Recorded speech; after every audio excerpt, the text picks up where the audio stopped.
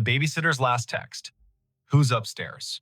The text came at 9:58 on a wet Friday in early November, the screen lighting the dim kitchen of a craftsman house on Maple Ridge Avenue in the town of Larkspur, Pennsylvania.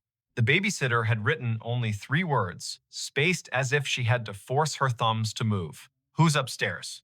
Before we begin, tell me, where are you listening from? And what time is it there?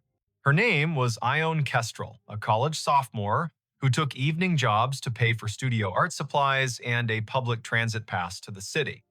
She was a quiet soul with a quick wit, the kind of person who noticed the way rain made halos around streetlights and the way children's laughter changed when they grew tired.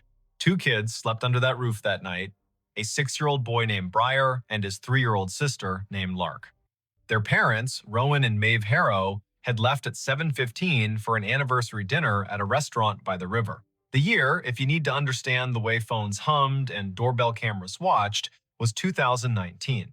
The house at 42 Maple Ridge was one of those old American stories, built in wood and memory, a deep porch with a swing that complained just enough to be charming, oak floors that spoke out loud when the humidity changed, crown molding thick as a picture frame. At the back, a narrow staircase rose from the mudroom to a short landing, and then up again into the second floor where the bedrooms sat in a row like well-behaved children.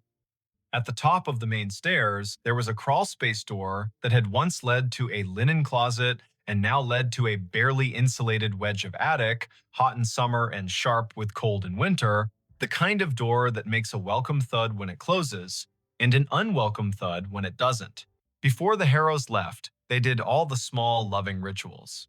Maeve set out a plate of sliced apples, a bowl of popcorn, and a note that read, "Help yourself to anything except the scotch." Rowan pointed to the thermostat and said the heat pumps kick on if the temperature dips. Fancy house, but the bones are stubborn. He smiled at Ione in the doorway, hair damp from the drizzle, denim jacket dotted with rain. Text us if the storm knocks the power out. Text us if the kids wake and ask for the song about the lighthouse. Text us even if you think it'll make us look overprotective. It won't. At 7:30, the children were bathed, pajamaed, and nestled into beds that smelled faintly of line-dried sheets. Ione read the lighthouse song twice, and the little girl fell asleep with a hand on the brother's shoulder, a tether strong enough to hold a moon in place. At 8, the dishwasher hummed its modest lullaby. At 8:20, the rain came harder, dropping like a handful of pebbles thrown by a polite intruder. At 8:42, the doorbell camera pinged, announcing a raccoon with ambitions. Ione's phone ticked with messages from a group chat, small bursts of jokes and memes. She answered 2 and then set the phone face down, because she had promised herself she would be the kind of sitter who watched and listened. She put a kettle on. She chose a mug with a hairline crack because hairline cracks reminded her of river maps. She stood at the back window and watched the alley, where a single streetlight blew a cone of yellow onto the wet blacktop like a candle someone had forgotten to snuff. At 9:21, a floorboard spoke upstairs. It was not the sound of a child rolling over and not the polite pop of wood releasing humidity. It was a stepped-on sound, slow and weight-bearing, forward and then a tiny, deliberate back. Ione took one breath, then another. The kettle clicked off. The house returned to its normal choir. She checked the baby monitor screen. 2 small forms slept. The greenish night vision painting dreams onto their faces. She told herself she knew old houses. She told herself wind can make timber say things it doesn't mean. At 9:36, the sound came again, above the kitchen this time, in the hallway between the children's rooms. One step and another. A long pause. Then the faintest scrape, as if someone had scuffed a shoe and then, embarrassed by the sound, tried to rub it out with the sole. The kind of scrape that turns the air thin. Ione lifted the house phone from its cradle because old houses carry old phones like relics. No dial tone because this was 2019 and the landline was a costume. She put it back and picked up her cell. No missed call, no alert from the doorbell camera. She opened the parent's contact, hovered, did not press. First, she would look, she would be careful. She would not give Rowan and Maeve a reason to race home on wet roads unless there was a reason. She climbed the back stairs because they felt less like a stage. Each step was shallow and careful. The rain softened to a hiss. Her breath became a guest she had to host with manners. At the landing, the air grew cooler. She could see down the short hall into the little boy's room, the lighthouse nightlight casting a steerable arc of white. She could see the girl's room door nearly closed, just enough to make a crescent, the way some children like it. She could also see the crawlspace door at the top of the main stairs. It was closed, latch turned. That mattered more than it should have. She waited. Sometimes the house wants to know if you have patience. Sometimes it will reward you with silence. Sometimes it will not. There was a third sound, not a footfall this time, but a breath. Not hers. Not a child's soft, open-mouth exhale, but the kind of breath that pauses at the end like it is tasting the air. It came from the darkness beyond the crawlspace door, except the door was shut. Ione felt the tiny hairs along her forearms confess themselves to fear. She stepped into the boy's room. He slept with his mouth open just a little, lower lip shiny. Good. She stepped to the girl's room. Little Lark had turned onto her stomach, stuffed rabbit tucked under her chin. Good. When Ione moved back into the hall, her eyes caught something at the far end where the light thinned. A strand of damp hair lay across the floorboards, faint as a pencil mark, a single narrow ribbon that did not belong to either child. It glistened. She knelt without thinking and picked it up. Cold. Clean. Long enough to belong to someone grown. She stood up too quickly and steadied herself with a hand on the wall. Her palm pressed into a nail head that had been painted over and sanded down so smooth it felt like a coin. She thought the oddest thought then. If I press that nail in, will the crawlspace door open by itself? She smiled at herself because fear makes even introverts dramatic in their own skulls. She returned to the back stairs, slow and exact, and only when she reached the fourth step from the bottom did she glance at her phone. The time read 9:58. The text she sent herself, as if letting the words exist outside her head could make them smaller, was only 3 words. Who's upstairs? She meant to send it to Rowan. She meant to send it to Maeve. She meant the message as a half-joke with a serious underlayer. But the thumb that had learned to move fast learned the wrong dance. It went to her friend in the group chat, and by the time she realized, the message had already become a tiny flare in half a dozen pockets around town. Her friend replied with, "What are you doing?" and also joking, right? And also put them on speaker. Ione did not reply. She set the phone on the counter face up this time. She took the largest knife from the drawer and then immediately put it back because knives are not courage and courage is not noise. She chose instead a heavy flashlight from the mudroom shelf, the kind that doubles as a hammer. She clicked it on. The beam carved a clean white tunnel along the baseboards. She moved to the bottom of the main staircase now, because if fear wants you to circle, wisdom wants you to cross. The newel post was worn as a handshake. Family photographs climbed the wall. A wedding photograph near the bottom showed Rowan in a blue suit and Maeve in a dress with sleeves that looked like light. Higher up, a picture of Briar in a lion costume, nap-flattened mane, grinning with the sincerity only a 6-year-old can manage. Above that, near the top, a framed landscape. The glass reflected the flashlight beam like a lid. Halfway up, she paused. There was that breath again. Not a cough, not a snore. A breath like someone who had been holding still too long and had to remind their body to keep doing the automatic things. The sound came from beyond the last step, in the shadow to the left, where the crawlspace door Saturday. It was closed, latch turned. She aimed the beam at the brass. The metal showed a fog that had not been there a minute ago, condensation, from a mouth that had exhaled near it. She kept her own mouth shut because you cannot take breath back once it is out. The latch moved. It moved too gently to be gravity. It made the tiniest metal-on-metal sigh. Then it stilled, as if the person behind the door had realized they had announced themselves and decided to pretend nothing had happened at all. Ione's voice, when it came, was not loud. It was firm in the way a music teacher's voice is firm when she asks a child to stop tapping the desk with a pencil. I'm a babysitter. The police are on their way. If you are a neighbor who has made a mistake, this is your chance to leave without me seeing your face. If you are not a neighbor, this is your chance to decide to be one. Nothing moved. But the house did a small thing then. It clicked. A sound traveled through the baseboards from kitchen to parlor like a cricket chirp. The refrigerator compressor had kicked on. The world had not narrowed to only this door. She stepped higher. She brought the beam closer to the latch. She did not touch it. She watched a drop of moisture on the brass slide very slowly toward the handle and then stop, held by a force that did not want to be named. From the children's rooms, nothing. From outside, rain. From down the hall, a draft like someone had opened a mouth to speak and then decided not to. She took the phone, thumb shaking now not from drama, but from the body's strange understanding of scales. She typed 911 and the call went through on the first chime. The dispatcher answered with a first name and a county. Ione told that calm voice her name, the address, the fact of 2 sleeping children, the fact of a locked door with breath behind it that did not belong to the family. The voice said, "Officers are on the way."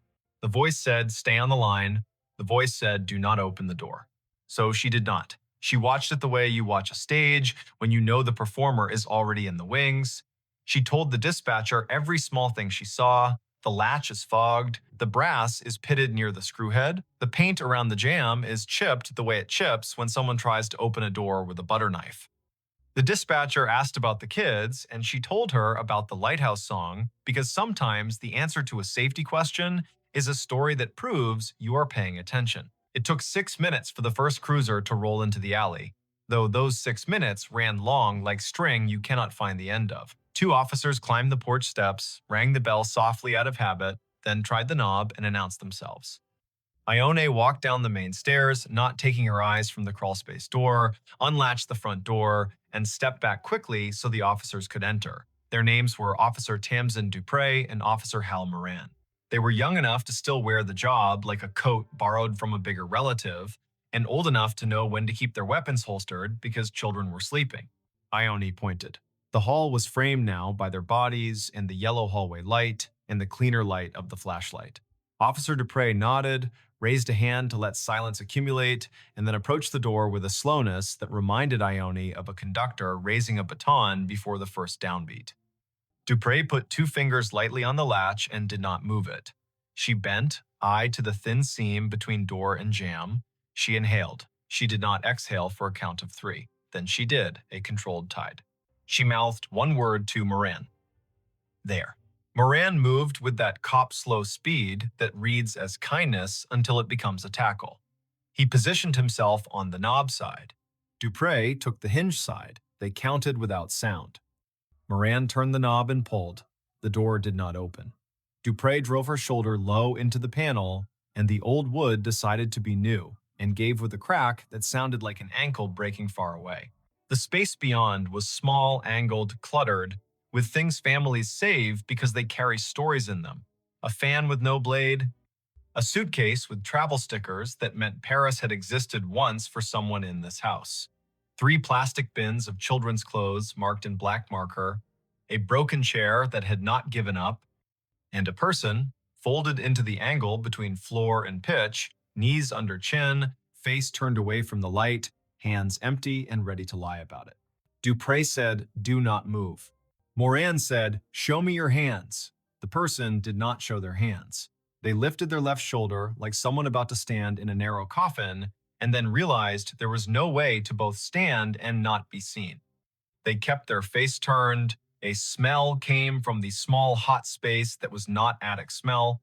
It was sweat and wool and rain and a cologne Ione could not name but would recognize for years in crowds and feel a short-lived lightening in her spine. The person finally shifted enough for the light to catch their cheekbone. Smooth, young, the jawline of someone who still believes they can sneak back to the version of themselves that did not make this choice.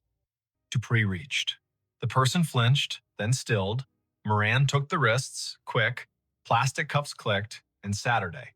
The person whispered one word so fast and so quiet, it sounded like a sound and not a word. Please. There are nights when a house rearranges what you know about it. There are nights when law and luck arrive at the same time and dress alike so you cannot tell who deserves the thank you. There are nights when children sleep through the loudest noises and wake to the softest ones. Breyer woke when Officer Dupre gently asked Ione if the boy had a favorite song she could sing while they stepped this stranger past his doorway and into a world that would be, for the stranger, smaller and heavier. Ione sang the lighthouse song, the boy rolled over, the girl sniffed twice, and then reclaimed her rabbit. The name given at the kitchen table later, with the cuffs off and the hands folded around a paper cup of tap water, was Corin Vale. He was 22, a barback at a music venue downtown, a part-time mover for a storage company on the edge of town, a person whose landlord had changed the lock that very afternoon because rent was late again, and who had wandered past the Harrow's house just after 9, watching rain stencil shadows on the porch. He said the front porch light was off, that the back alley light was the kind that made him nervous because it buzzed. He said he had once done a job in this very house, moving boxes after Maeve's mother passed, that he knew the crawlspace door did not always latch if you pushed too hard. He said all this in a way that sounded like memorized lines. Officer Moran left for a minute and returned with a small bag-tagged chain of custody. Inside, a multi-tool with a narrow flathead blade that would fit under a painted jam and lever it without much damage, a pair of cheap cotton gloves, damp, a folded postcard someone had intended to mail, featuring a lighthouse on the coast of Maine, and a note written in pencil that read, "We are well, love you, see you in December." The postcard had not been addressed yet. Corin looked at the lighthouse as if it had insulted him. "Why?" Officer Dupre asked. "Are you in a crawl space with a multi-tool?" Corin said he wanted to get out of the rain. He said he saw the back door wasn't fully latched. He said he knocked and no one answered. He said he stepped inside to be out of the weather. He said he heard children and then realized he had made a mistake and was trying to hide until he could unmake it. He said he had not gone near the bedrooms. He said he had not taken anything. He said most lies are just a breath away from the truth if you hold the breath long enough. The doorbell camera proved he had never rung. The back door, which Ione had locked after the raccoon, had not been forced, which meant the multi-tool had met the strike plate and learned a new way to talk. The thin condensation on the latch proved his face had been inches from the brass, as if he were listening through metal to weigh his chances. The damp hair on the hallway floor did not match Ione or the children. It matched Corin. The officers did not say poetry out loud, but sometimes evidence makes a poem whether or not you want it. Rowan and Maeve arrived at 10:28, windblown and wet, faces open with fear, and then with the specific relief parents make when they count the number of children and find the number unchanged. Maeve thanked Ione, then thanked Officer Dupre, then thanked the kettle for existing because it gave her hands something to do. Rowan walked to the base of the main stairs and looked up at the crawlspace door and put his hand on the newel post like a man greeting an old friend and apologized under his breath to the house for not knowing it needed him tonight. The rain slowed, the streetlight outside defined every leaf as if auditioning them for a brighter job. Corin Vale sat at the kitchen table and looked smaller and then larger and then smaller again, the way a person does when they realize they have chosen a story they cannot revise. He asked for a lawyer then, as was his right, and the night shifted into a new shape with paperwork and phone calls and the sound of zippers on evidence bags. Later, after the officers had gone and the house had been put back in order with all the rituals humans use to convince themselves the world is knowable, Rowan stood on the porch and stared at the street. A car hissed by, tires whispering on wet asphalt. Somewhere a train declared itself. He turned when Ione stepped onto the porch with 2 mugs of chamomile tea and the brittle, beautiful calm people make after the danger has taken its hands off their shoulders. He said thank you a dozen ways that did not use the word thank. She said, of course a dozen ways. That meant I am shaking on the inside, but I am still here. Maeve joined them, the porch light warming the edges of her hair, and the 3 of them stood in a small triangle like a warning sign no one else would read. When Maeve spoke, her voice had a new floor under it. We will change the locks. We will reinforce that door. We will move the postcard basket. We will install a sensor that turns on a light at the slightest motion. We will do the things that let us sleep. Ione nodded and did not say that sleep would come with its own sounds now. The sound of a breath behind a door. The sound of a latch fogging. The sound of a floorboard speaking the truth. There is a detail the police report will not mention, because police reports must make simple lines out of crooked nights. At 9:59, after sending the text to the wrong chat and before calling emergency services, Ione leaned her forehead against the cool plaster of the stairwell for the space of one heartbeat. She whispered something that was not quite a prayer and not quite a promise. Okay, if someone is up there, I will not be the person who opens the door and invites them in. I will be the person who names the danger out loud. Sometimes that is the whole difference. Not bravery that charges, but the steadiness that refuses to be tricked into being polite to danger. The next morning, the November sky tried on a bland blue and liked it. The town of Larkspur went back to the work of a Saturday. Kids in hoodies kicked at leaf piles. The bakery line wrapped twice around the counter. A woman in a gray coat standing by the river thought the water sounded like someone ripping silk very slowly and wondered who she would tell that to. Ione slept past noon and woke to a peanut butter text from Maeve, which read in that shaky grammar of gratitude, "Come by for dinner anytime. And also, I found your denim jacket on the porch swing. And also, there will be pie tonight if you want pie." She smiled and answered with too many thank yous and one yes to pie. She showered longer than she needed to, stood still in the water in a way that made time into a warm curtain, then dressed in gently clean clothes that smelled like detergent and a future. When she stepped outside, the air had that crisp, crisp edge. That means the first hard frost has already visited and left behind a postcard of itself on every windshield. Maple Ridge Avenue looked like an old movie taught to speak color. She walked past houses that had their curtains open a little wider than usual, past neighbors who held eye contact just a second longer, the way people do when the story has almost become a myth and they want to remind themselves it is still shaped like a person. On the Harrow's porch, there were new screws in the latch. The crawlspace door upstairs had a length of wood screwed diagonally across it like a stern eyebrow. A small motion sensor had been installed in the hall. It blinked a polite green and then went to sleep. The kids were in socks, sliding across the floor, laughing the laugh that children make the morning after a storm when the yard is new again. Rowan handed Ione a slice of apple pie on a paper plate and said again what he had said the night before, but with the daylight, making his voice warmer. You kept your head, you called, you stayed steady. That is the whole job sometimes. We will tell people that part when we tell them the story. Not who he was, not what he said, not the smell. We will tell them you named the danger and didn't let it decide your speed. The town told the story in its own ways. The newspaper, which had been saved from extinction by a stubborn editor named Lita Quinn, wrote a piece with the careful headline, "Babysitter's Quick Thinking Leads to Arrest in Overnight Burglary Attempt." The group chat learned, gently from Ione herself, that sometimes jokes congeal into myths, and myths can be mean. At the music venue, a bartender wiped the length of the bar 3 times, then once more, then stopped. At the storage company, a supervisor stared at a stack of moving blankets and tried to add up what the numbers meant about people. There is not a moral here, sharp and so clean it can cut bread. There is not an ending where everyone claps and the house resumes being only a house. There remains a door with a new diagonal board and screws that will loosen over time and be tightened again. There remains a boy who will ask, on a night 2 weeks later when rain drums the gutter, "Can you sing the lighthouse song one more time?"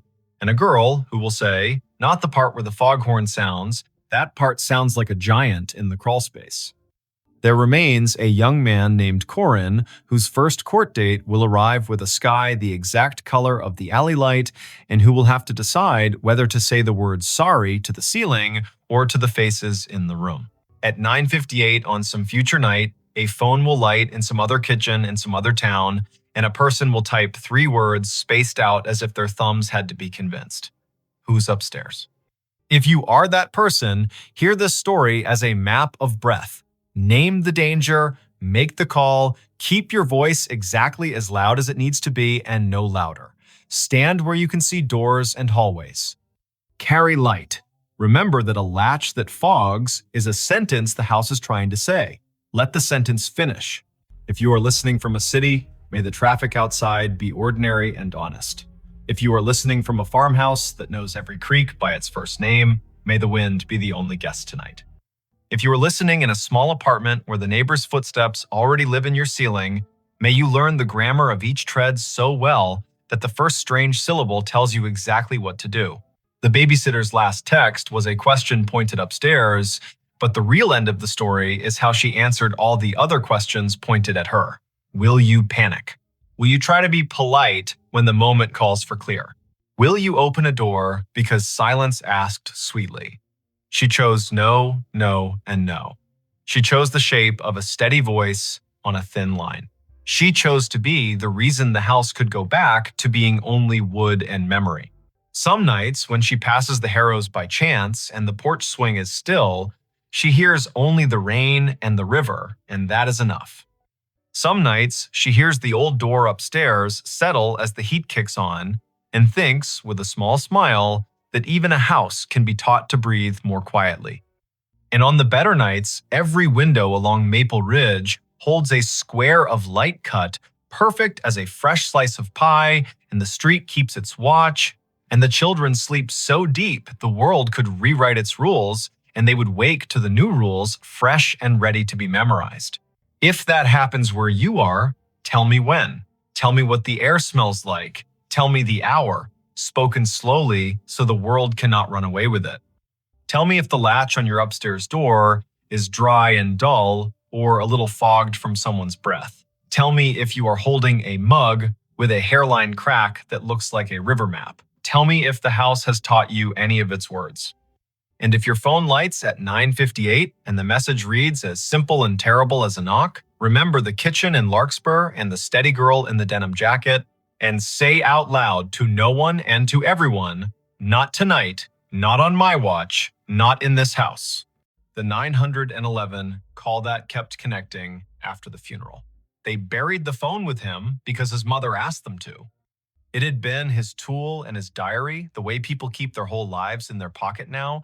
And in the week between the collision and the service, she said quietly at the kitchen table that she wanted him to have it. The funeral was on a brisk Thursday in late March in a small town along the Skagit River in Washington state, the kind of day that smells like thawed earth and rain on cedar. 2 days later, at 2:18 in the morning, the county's emergency line lit up with his number and the call connected as cleanly as if he were standing outside the dispatch center with a brand new signal. Before we begin, tell me, where are you listening from and what time is it there? Keely March was the dispatcher on the board that night. 36. A decade of night shifts wrapped around her bones like a habit she didn't try to quit. She knew the sound of every ringtone the county used, and 3 it no longer trusted. She had trained herself to keep breath even if a voice said there is a gun, or the faraway way people say, I think I'm dying. She kept a knitted cardigan on the back of her chair and 2 photos on the shelf above the console. Her mother standing in front of Diablo Lake with her hair trying to fly away, and a Polaroid of a skinny boy with a chipped front tooth and a smile that looked like a dare. The boy was her younger brother, Finn, 28 in the photo, forever 28 by the time the town paper ran his name above the fold. The collision had been a week before spring turned a corner. Late at a 4-way stop out by the county line, an empty log truck rolling too fast through a fog that made taillights smear into red ribbons. Finn drove a dented Civic with a cracked dashboard and an air freshener shaped like a salmon that had long since given up its scent. He worked night stocking feed at the co-op and mornings on his old guitar, composing pieces called things like Wet Pavement and The First Chanterelle. When the deputy knocked on Keely's door just after dawn that Friday, the word sister felt like a ladder that someone had kicked away. They buried him with the phone on a Tuesday afternoon because the ground needed a day after the last hard freeze. Keely held the thing in her palm before they closed the lid. Old, black, the screen spidered, and the case pocked with drops of white paint from the time they redid the kitchen. She turned it face down, as if giving it privacy inside that last small room, and she did not cry in that second. She saved the crying for the night in her car outside the Safeway lot when the radio played a song he used to send her links to, saying, "Listen to the way the kick drum makes the air behave." So when the board flashed with his number at 2:18 in the morning, when the screen read Finn March Mobile, When the console showed the tower on the hill by bird's view, grabbing his call like a father grabs a child's hand crossing a street, there was a half second where Keely didn't breathe at all. Then she did exactly what training says. She pressed the line open, put her voice in the place it knows, and said calmly, 911, what is your emergency? Silence, which is not always empty.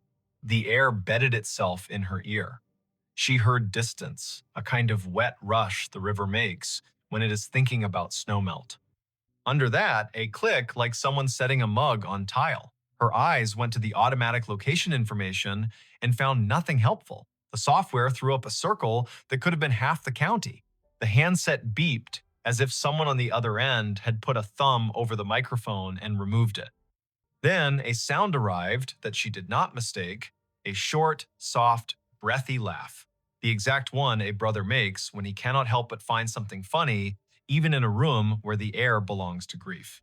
Keely's free hand had already found the little rosary of buttons around enter that she wore down with steady use. Her thumb wanted the panic of someone else. She kept it from that. She tried again. Can you talk to me? If you can't talk, tap once for yes, twice for no. If you are hurt, I need you to stay on the line. We are here with you. A small sound like wind through fur limbs rode the connection, then static, thin as a hair. The call timer hit 19 seconds, 21, 27. She probed the network with a key command. The number at the top of the screen did not lie, it was his. She sent a ping. The triangle on her map twitched half an inch and then flattened, embarrassed to have moved. The night supervisor, a stout woman named MrBall, who kept cough drops in a coffee mug painted with trout, wheeled her chair closer without rolling over Keely's headset cord. You good. It's his, Keely said, and felt foolish because the board already told them both. She tapped a line into the event note, caller number displays as deceased subject. Open line, faint audio, possible misdeal from unknown handset, possible pocket dial from transferred number, because the systems need this kind of vocabulary even when the body wants to type a prayer. The line stayed. The river sound rose and fell with the patience of a thing that had been working since the first melt in these hills. Twice the click. At 42 seconds, a voice so faint that her headphones might have invented it if she hadn't known the exact way it shaped vowels. A whisper before the word, the way he did when he wanted to speak quietly but his breath didn't know the trick yet. Key, he said. Then static erased whatever came next. She did what you do. You keep the line alive and you start the search without pretending you can command the search's heart. She thumbed a hot button that rang the on-call deputy cruising past Lyman. She opened the text box to the Fire District volunteers and wrote a plain message. Open line 911 from cell belonging to Finn March. Please stage at South Skagit Highway and mile marker 12. Listen for any audible cues. She sent it. She kept her voice in that pocket where calm is a bridge other people can cross. If you can hear me, Finn, give me anything, tap, breath, song, whatever you want. I'm here. I've got you. At 1 minute and 9 seconds, the line disconnected itself with the flat little goodbye that handsets make when they are tired of holding grief. MrBall squeezed Keely's shoulder. Not hard, just where the muscle under the blade flinches when you ask it to admit it's a muscle. Phones glitch, she said. The way you say a thing because you care about the person you are saying it to, not because the sentence is enough. It might be a number that got reassigned too fast. Or a voicemail we don't understand, or the system hiccuping. Eat your granola bar, drink your water. Keely nodded. She typed. She called the carrier and reached a support tech whose voice was young and far away and trying very hard to be the right kind of helpful. He put her on hold while he consulted screens and a script. He came back with words that felt like pebbles. The phone was deactivated the day after the funeral. The SIM wasn't live. The number was in a 30-day limbo before being returned to the pool.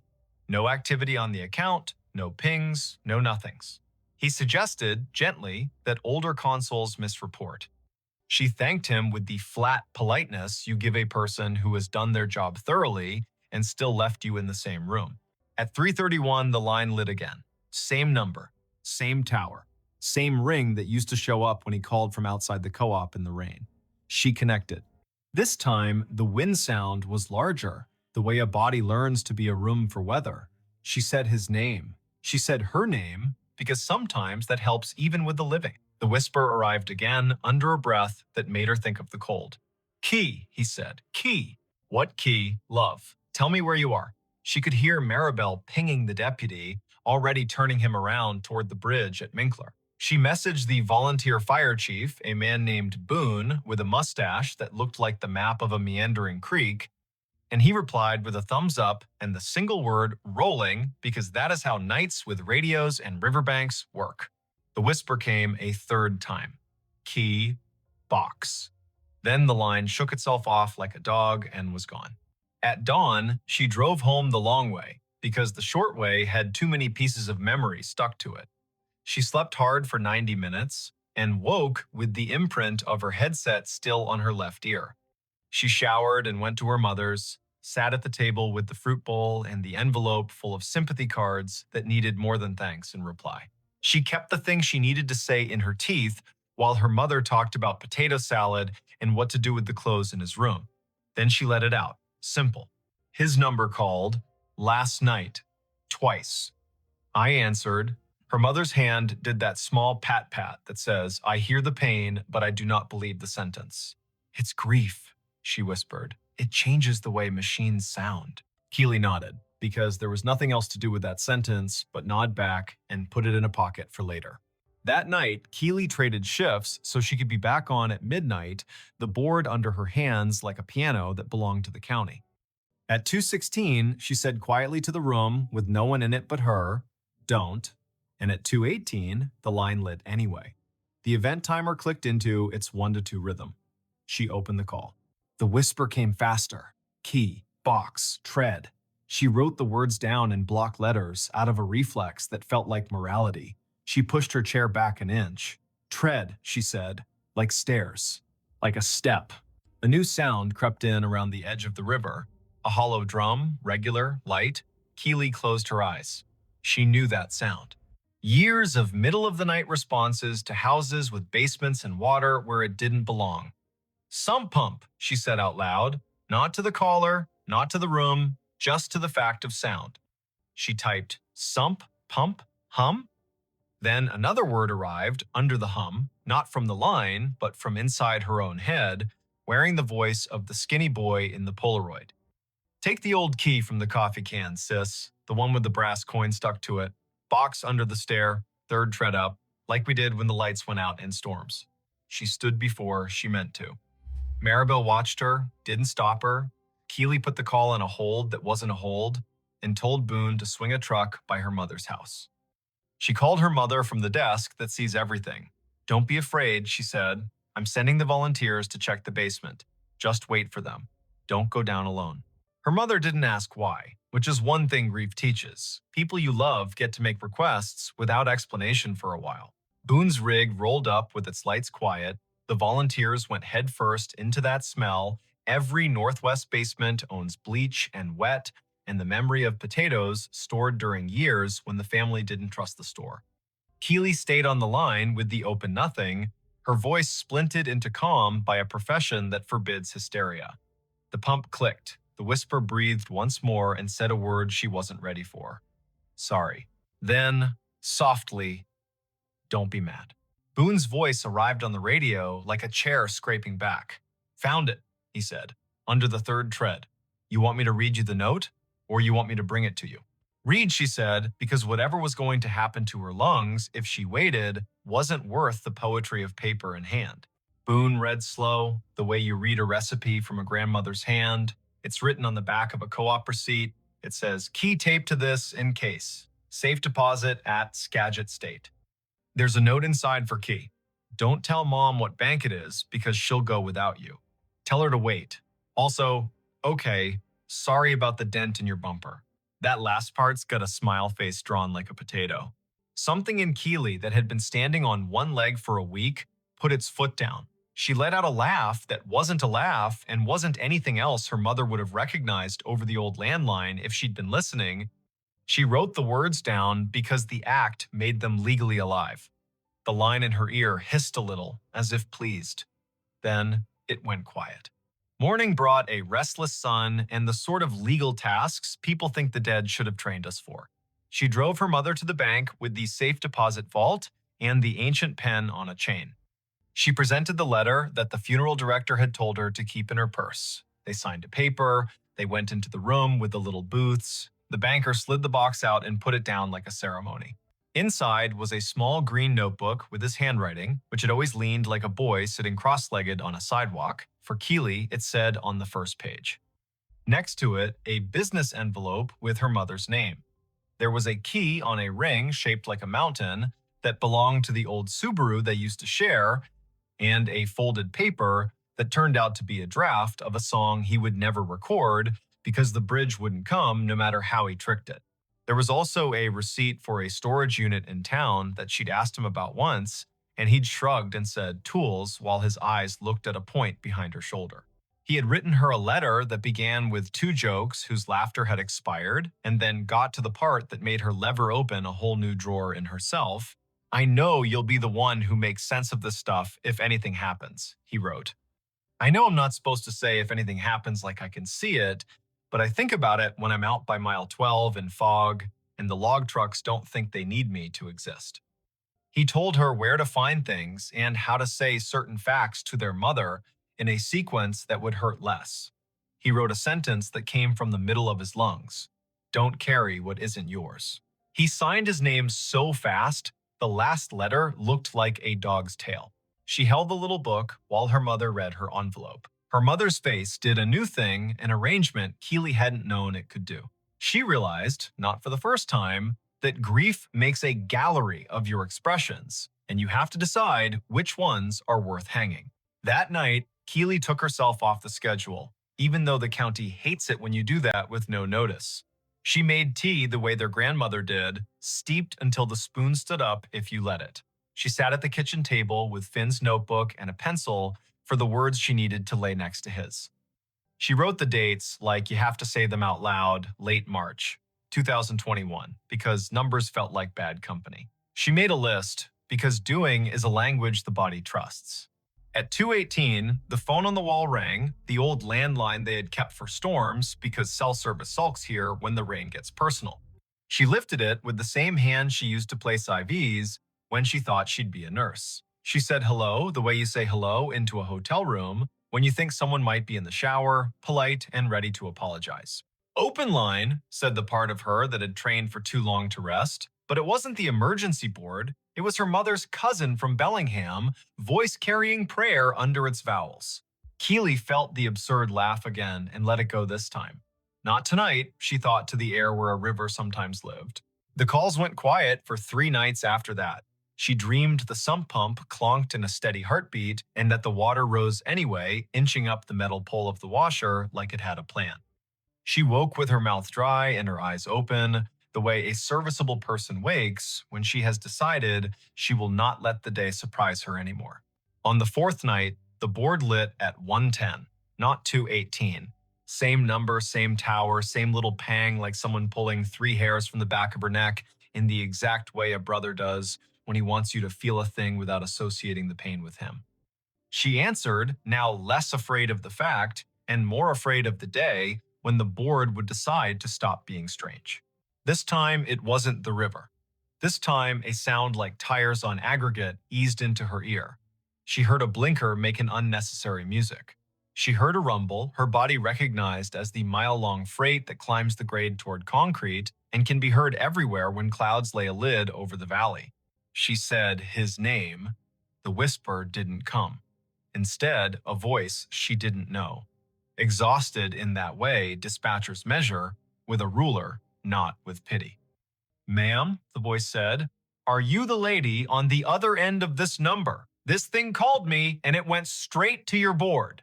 Keely did a fast thing with her hands that told the recorder to make a second copy. She said her name and her role. The man explained in the way tired men always do, with extra details they do not know are extra. He was a rail worker out past Birdsview, night shift, walking the line with a vest and a can of paint, and a patience that came from a man who had watched 3 friends leave town for no good reason. A phone lying by the ballast lit up bright white as a trout belly, and slid a call to 911 before he could decide how to feel. He picked it up because of course he did. He saw the screen read Finn March because whoever the system was had a sense of humor. "Where exactly are you, sir?" she asked, and he told her the truth the way only people at 2 in the morning tell you truths. Mile marker 11, point something, run outside of the line, by the old alder that looks like a witch if you give her a hat. She sent Boone with 2 men and headlamps and the desire to leave without needing to talk to anyone. They found the phone in a seam of gravel, half covered by ash from last summer's burn, no SIM, no battery, a thing not alive, and still somehow doing the work a thing does when asked correctly. The railman said he had watched a marten cross the tracks with the authority of a bishop, and that the phone had lit at his feet with no reason. Boone brought it back in an evidence bag, as if that would matter to anyone who keeps a room of labeled bags. Keely set the dead phone on the console like a votive. She stared at it 4 minutes and 40 seconds, and then turned it face down the way she had in the chapel with the roses and the smell of lilies that always go too far. She spoke into the radio to tell the volunteers to go home. She put a note in the event record that read in plain human, "Found object belonging to decedent, recovered at tracks near mile 11, turned over to family." The calls didn't stop. They thinned. They arrived on days when the river wore fog like a borrowed coat. They brought her directions she did not always want. It called once when she and her mother were at the storage unit with the overhead door that rolled like a prayer.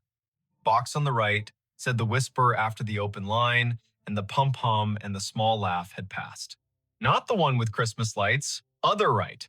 The box held the watch their grandfather had worn in the war, and 2 rolls of quarters, and the letter that finished a fight their mother had been carrying with a girl from high school for 30 years without admitting it was heavy. It called once more on an evening in late July, the kind of hot, rare to that valley, when heat lies down like a dog everywhere and pants. She was off duty for once, drinking water in long draws with a slice of lime she did not deserve. The board would be in someone else's ear. Still, she felt it. The old wall phone rang. She lifted it. Nothing. Then the faintest corridor of sound, the way a tin can telephone sounds when the string is too long. She stood very still in her kitchen, in a house that still carries their father's shadow even after 2 decades, and she listened. No river, no pump. Someone whistled 3 notes she hadn't heard since they were kids on a porch with a bowl of cherries and sticky hands. The notes meant, "Come in, it's time." Then the line went as tenderly empty as it had ever been. People ask her sometimes when they find out what happens on the night board, whether she believes in ghosts. She says no in the way a person says no to a question that tries to make a movie out of a documentary.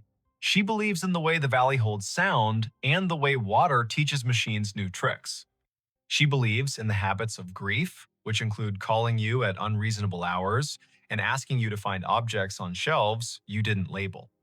She believes in the way certain names carry weight in certain counties and in the way good men hide keys in obvious places because they want the right person to find them without feeling tricked. If you listen for a moral here, you will miss the point and the point will not be angry. It will go on being a point without you. Keely goes to work, she works. She keeps the cardigan on her chair and the photos on the shelf. She answers calls from people who are alive in the cracked ways the living are alive, and she sends help, and sometimes the help is in time, and sometimes it is in time to witness the end of something. She eats her granola bar. She drinks her water.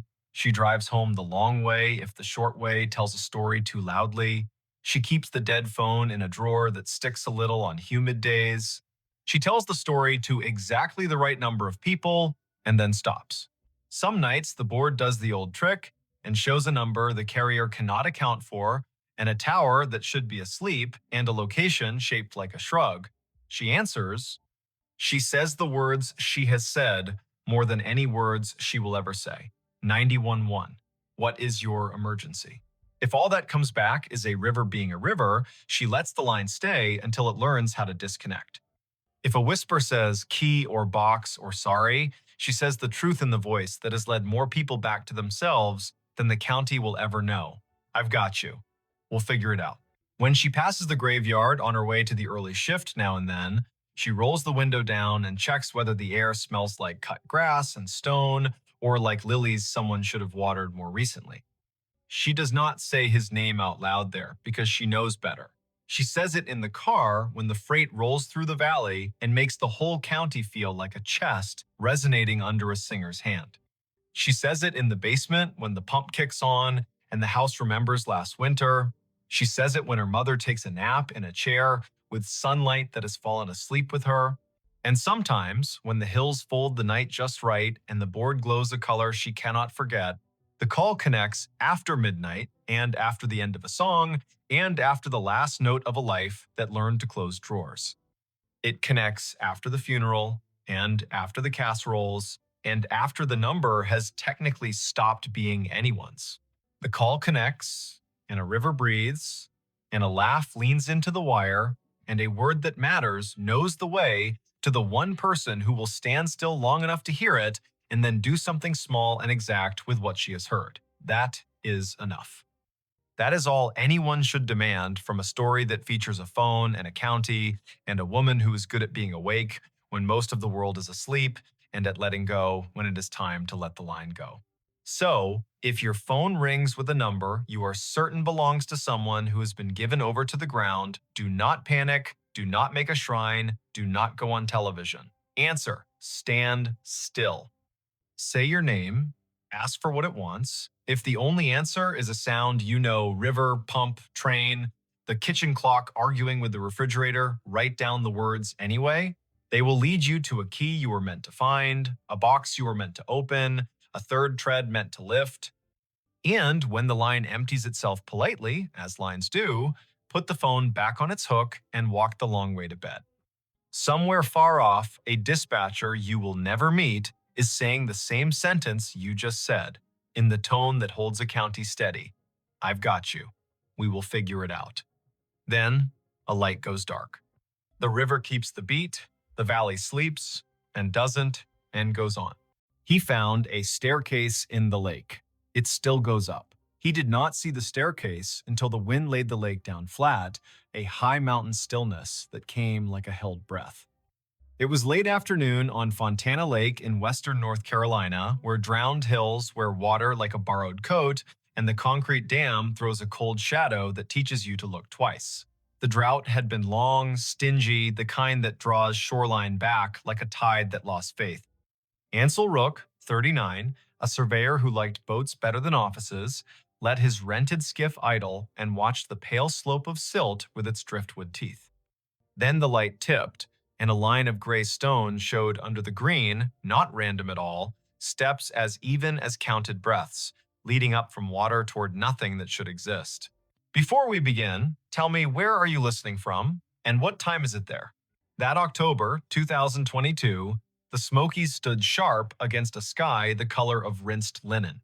The air smelled of leaf duff and gasoline and the faraway tang of rain that was always a rumor this year and rarely a fact. Ansel had driven out from Bryson City after lunch with a paper cup of coffee and a coil of measuring tape because the county had asked for photos of exposed foundations along the North Shore.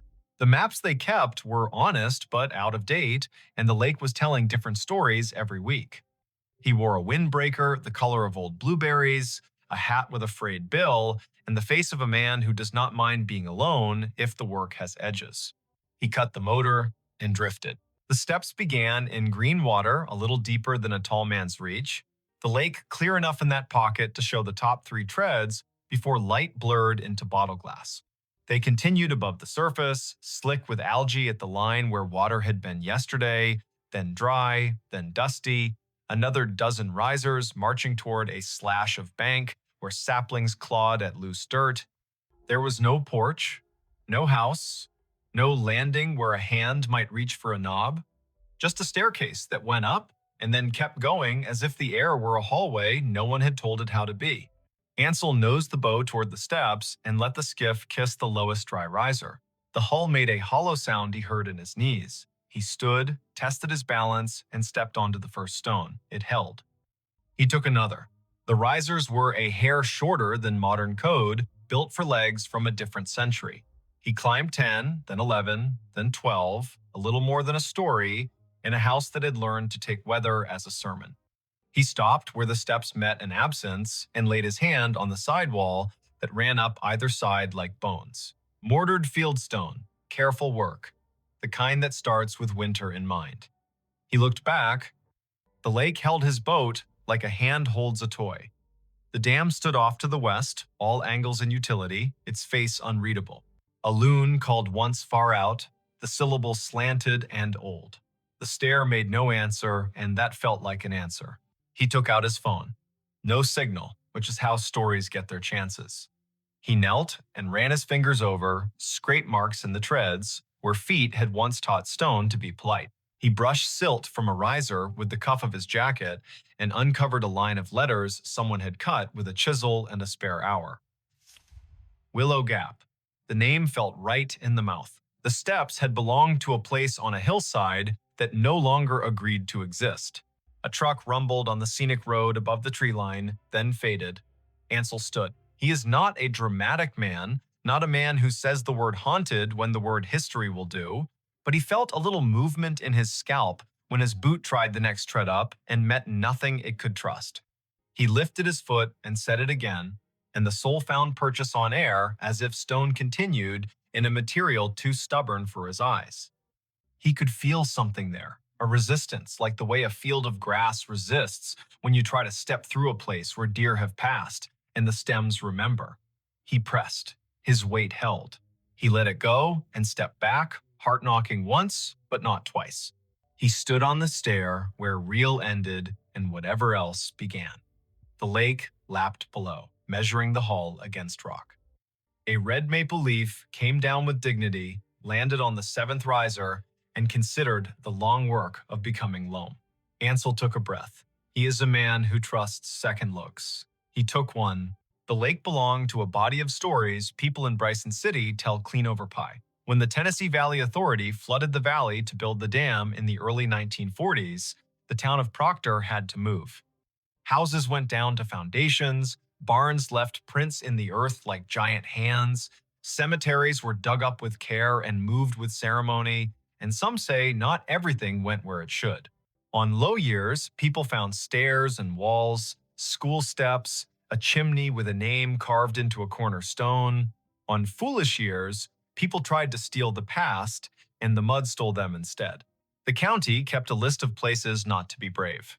Ansel is not brave. He is patient. He walked back down to the skiff and dug out the coil of tape, a pencil, a stack of flagging ribbon. He thought of calling the park office and decided instead to take his measurements first and be useful with facts. He worked the way surveyors work, lengths and levels, muttering figures under his breath in a rhythm that kept the mind from dramatizing. He wrote Willow Gap on a page and underlined it softly with the pencil because the stone had asked.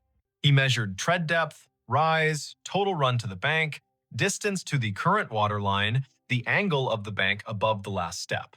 While he worked, a wind came from the east and pushed the surface into a skin. The steps looked less sure then. He set a small cloth bag at the foot of the first dry riser, full of pebbles and a coil of bright ribbon, because people in the mountains know that small offerings are not foolish if they help you think straight. Halfway through, he heard a bicycle bell, clear, bright, a single ring. He straightened. The sound did not belong to a road. It had the roundness of a thing sounded in an open room. He turned his head the way animals do when they want to aim an ear. The bell came again, faint, then a child's voice without words, the way children announce themselves to their own day. The air held it and gave it back. Then nothing. He called out a simple hello. The sound folded into the trees and did not return. He is not the kind of man who says names into a lake, so he went back to his numbers and let the bell be a sound that remembered and moved on. At sunset, he drove back to town. He did not mention the staircase at the diner because new stories grow better if you give them a night to decide their shape. He took his notes to the tiny desk in his rental and drew the thing. He wrote in the margin a line that was not part of any job he had ever been paid to do. The stair goes up past stone. The next morning, the lake wore a fog that fell in slow exhalations from the coves. He put the skiff in early, coffee in a thermos that had learned to keep secrets. The staircase waited. He climbed to the place where his boot had found air the day before. He lifted his foot and pressed again and met the same soft resistance, like cloth pulled tight across a doorway. The fog gathered and thinned. The lake stretched one slow muscle. He set his palm out where a banister would be if someone had considered such things. His fingers tingled with the small current that passes through the body at the exact moment a man tells himself he will try something and believes himself. He raised his knee and stepped onto what was not there. The foot held. He set the other. He stood an inch above the last stone and felt a dizzy smile crawl across his face as if he had been younger once and forgotten how to be. He took another. The air had weight where the step ought to be. He felt it through the rubber of his boot, a density that said, I am not stone and I am not stone. He climbed 3 steps in air and stopped because he is not brave. Breath is a kind of data. He took it in. The fog thinned. The stair under nothing led to a landing that the mind made, whether or not the world did. He imagined a door where the sky was, just to see if the imagination would draw a knob. It did not. He stepped back, down onto the good stone, and laughed once. Quietly, pointedly, the way you tell yourself you are still a person whose days have jobs in them. On the 3rd day, he brought someone. Ansel is careful about who he invites into something he cannot name. He called Lucienne Pike, 61, who ran the little historical society in town with the energy of a river in March. She wore a quilted vest and a wool cap and the kind of boots women earn by living here. She brought pastries because facts get hungry and people are nicer when their hands are busy. She listened while he told it. She did not interrupt. She asked one question with her head tilted like a dog hearing a violin. Does it go up? It goes up, he said. They went out together. The skiff felt lightly ridiculous under the weight of their care. The morning did the few small things it always does before it remembers it is in charge. The staircase was there, gray in the light, patient as a broom left leaning against a wall you forgot to keep.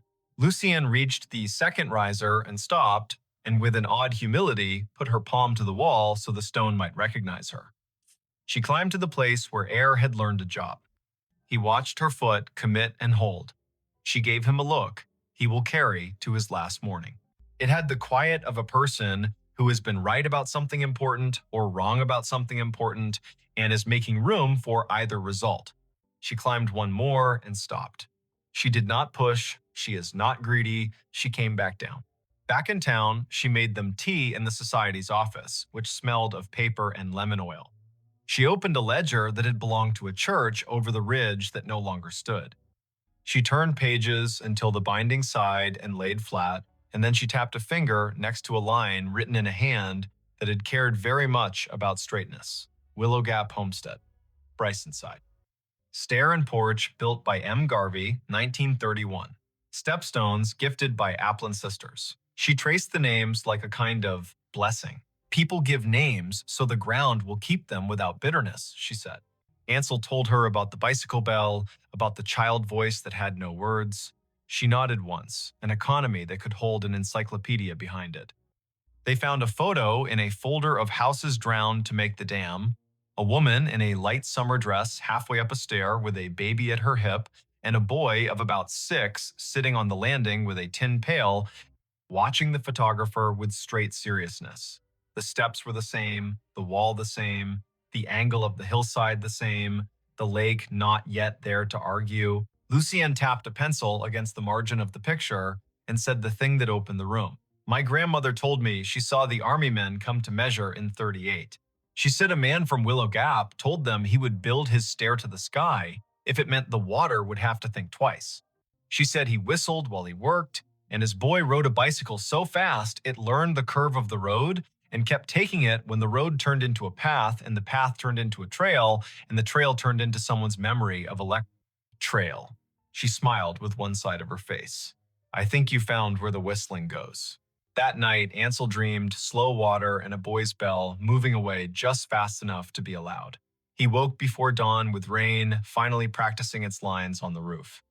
He left the boat on the trailer and took the road along the river to the dam because seeing the thing that made the change is sometimes a cure.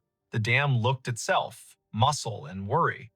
Men in hard hats waved the way men wave when their hands are busy with ladders and they still have manners. The sky had put its gray coat back on. The rain lasted 2 full days. The third day broke open into a light that could make a shuttered room reconsider. He took the skiff out at noon. The lake had risen a hand's width and drawn a green lip on the lower steps. He climbed again. The air steps remained, not drowned by a little more water, not meek.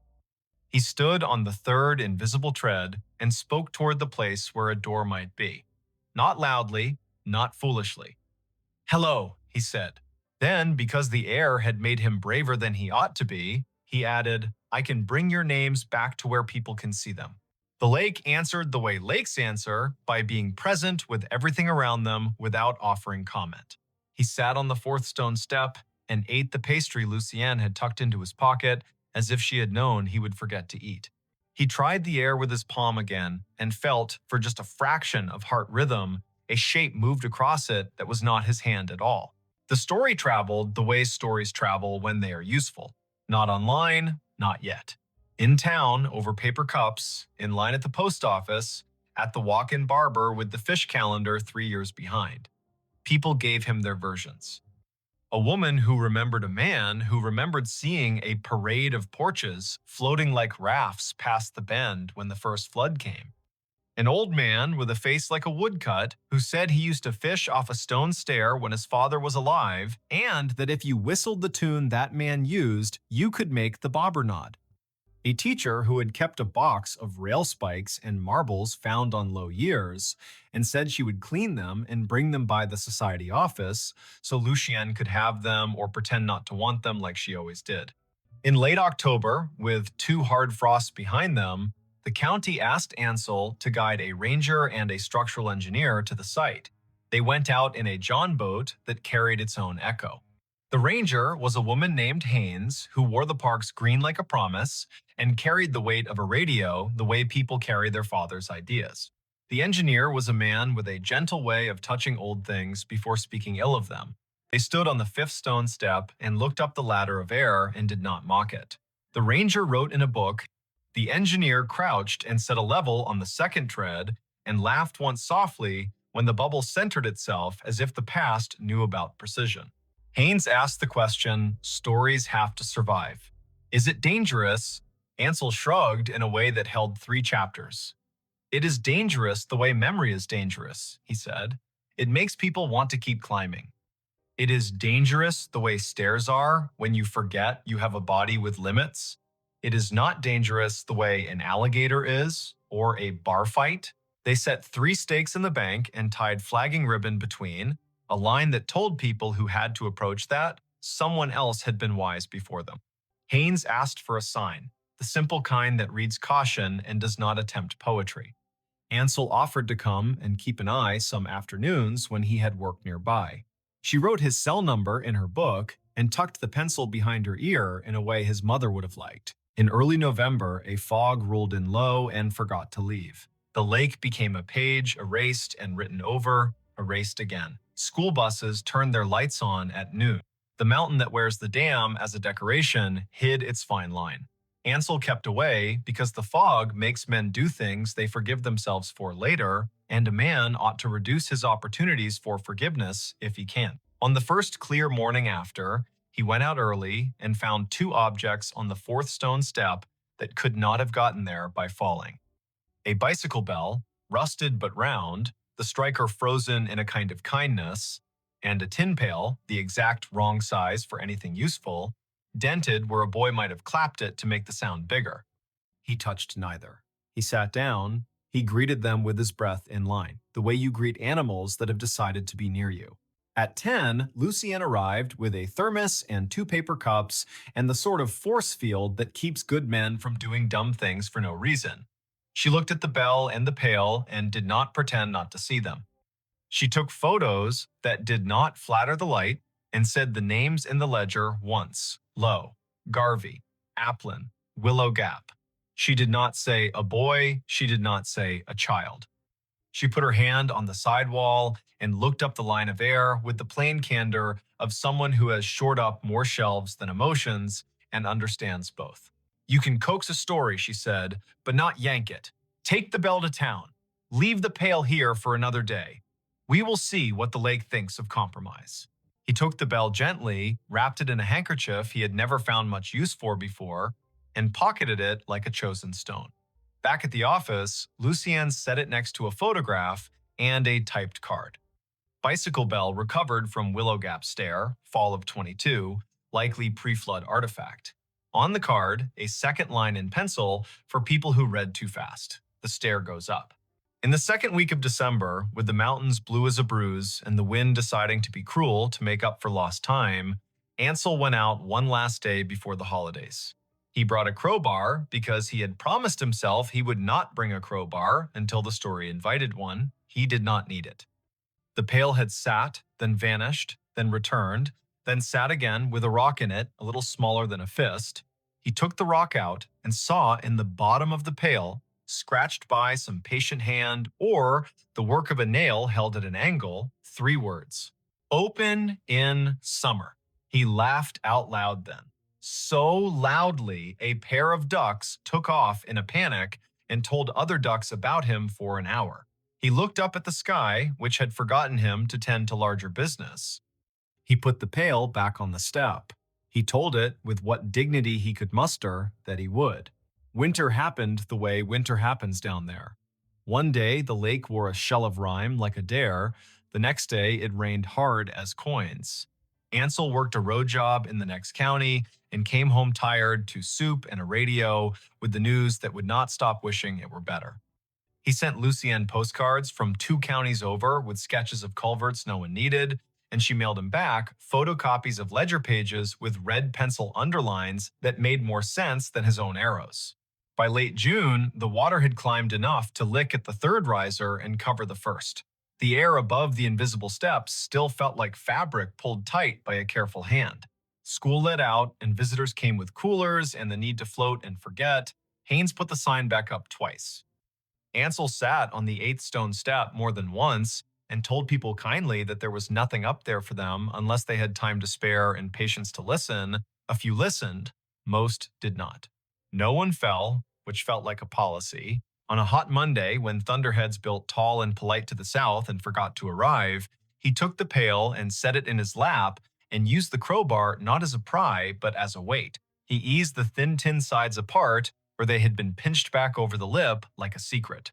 Inside, he found folded oilcloth, soft as a worn glove. Inside that, a photograph no larger than his palm, and a strip of paper with a line that looked like a prayer until he read it, and it felt like a list. The photograph showed the stair as it had been before the lake, the woman in summer dress and the baby at her hip, and the boy with the pail, sitting with a seriousness that has no word in English. The man who must be M. Garvey stood 2 steps down, hat in hand, as if introducing the stairs to whoever had the camera. Behind them, the ridge wore its trees in a confidence the mountains teach. On the back, in careful letters, someone had written, "So you remember how we looked when the water was a rumor." The strip of paper held one long sentence. When they came with clipboards, he whistled the tune about willow leaves and said he'd build the stair to the sky because steps are a kind of truth, and the water would have to climb over the truth if it wanted to drown the house. There were names then, 3, the kind that drop out of families and get picked up by strangers who treat them right. He folded the strip back into the oilcloth and put all of it into the pail and set it on the step, because the story belonged to the stair more than it belonged to him. In August, a lightning storm chewed on the dam and left it as it had found it. In September, a girl with a blue braid and a polka dot dress climbed the real stone steps and stood at the place where air did its work and played a penny whistle softly, 3 notes, and then a run. Her grandmother sat on the 2nd step and wiped her cheeks with a tissue she pretended was for sweat. Lucien watched from the bank with a composure she had purchased fairly over years of deciding when to speak and when to file. Haynes wrote a note in her book that read in an unsentimental hand, "Leave space here." The last time Ansel went before the rains came back for real, he climbed onto the 3rd invisible tread and set his palm out at the height of a child's head. He did not feel breath. He felt pressure. A small, exact pressure like the world confirming a measurement you would have sworn was off by just enough to drive you mad.